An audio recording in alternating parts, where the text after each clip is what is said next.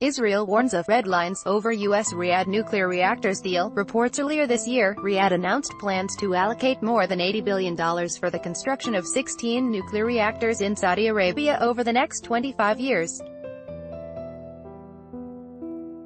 Right now, Saudi authorities are reportedly trying to wrap up a corresponding deal with their U.S. counterparts.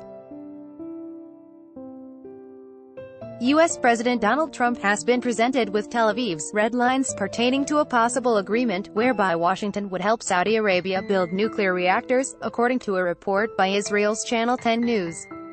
The report said that a couple of weeks ago, Israeli Energy Minister and head of the country's Atomic Energy Commission Yuval Steinitz met U.S. counterpart Rick Perry in Washington to allegedly express concern over potential uranium enrichment in Saudi Arabia. Read more: nuclear-armed Saudi Arabia can start a nuclear race in Middle East. Scholar Steinitz also told Perry that Israel wants to know all the details of the U.S.-Saudi deal in advance and discuss the planned location of the reactors in Saudi Arabia.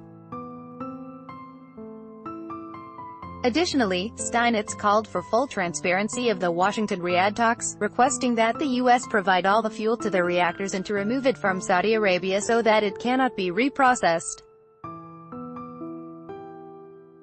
Read more: Saudi Arabia may hope Israel will do the job for them and fight Iran. Analyst Steinitz's meeting with Perry came after Saudi Crown Prince Mohammed bin Salman told CBS in May that Riyadh does not want to acquire any nuclear bomb, but without a doubt if Iran developed a nuclear bomb, we will follow suit as soon as possible, declaring its plans in March to spend more than $80 billion to build 16 nuclear power reactors in Saudi Arabia over the next quarter century. Riyadh invited U.S. companies to take part in the project.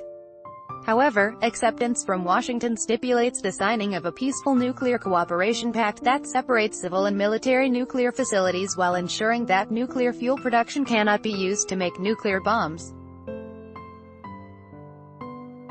Read more: Saudi Arabia insists on expanding sanctions against Iran. In tune with Washington, the U.S. and Saudi Arabia were in talks on bilateral nuclear collaboration under former U.S. President Barack Obama, but the negotiations came to a standstill after Riyadh rejected the so-called gold standard, which bans Saudi Arabia from enriching uranium or reprocessing spent nuclear fuel to extract plutonium.